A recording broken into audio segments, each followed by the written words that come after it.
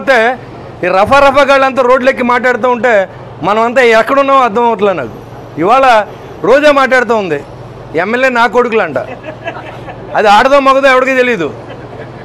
అది మాట్లాడుతుంటే ఎమ్మెల్యే నా కొడుకులు అంటే జగన్ కూడా దాని కొడుకేనా అని అడుగుతూ ఉన్నాను నేను. మరి ఎమ్మెల్యే అంటే ఆయన కూడా ఎమ్మెల్యే కదా, చంద్రబాబు నాయుడు గారు కూడా ఎమ్మెల్యే కదా. ఆయన వయసు ఎంత, వీళ్ళ వయసు ఎంత, నా వయసు ఎంత, రోజా వయసు ఎంత?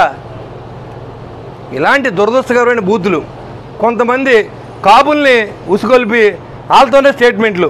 అంబటి రాంబాబు, పేరు నాని, పనికిమాల వాళ్ళంతా వచ్చి దబ్బుంటే అరెస్ట్ చేసుకోమన్నారు. వీళ్ళు ఒకటే వంక. వీళ్ళందరూ ఏమో ఇళ్లలోని ఆడవాళ్ళు తిట్టి, చంద్రబాబు గారిని తిట్టి, కన్నాలేసి వీళ్ళందరూ ఇవాళ ఏంటంటే కక్ష సాధింపు పేరుతో మేము జైలుకి వెళ్తున్నాం, మళ్ళీ కూటమి ప్రభుత్వం కక్ష సాధిందని చెప్తూ ఉన్నారు. వేల కోట్ల రూపాయలు కుంభకోణాలు ఉన్నాయి లోకోడు వెనకాల. ఇవాళ మిథున్ రెడ్డిని అరెస్ట్ చేశారు.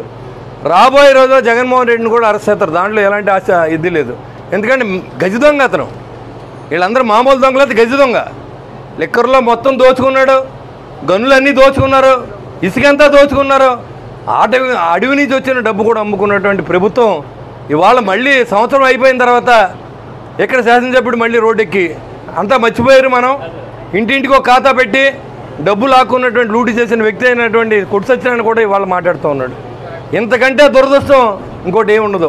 సంవత్సర కాలంలో ఎవరు మర్చిపోరు. ఇవాళ బాధితులు సంఘంగా కొట్టు సత్యనారాయణ బాధిత సంఘాన్ని కూడా ఏర్పాటు చేయబోతూ ఉన్నాం. ఎవరైతే డబ్బు ఇచ్చి మోసపోయారో ఉద్యోగులు కానీ వాళ్ళందరూ కూడా నా దగ్గరకు వచ్చి చెప్పారు. ఆ లిస్ట్ కూడా నా దగ్గర ఉంది.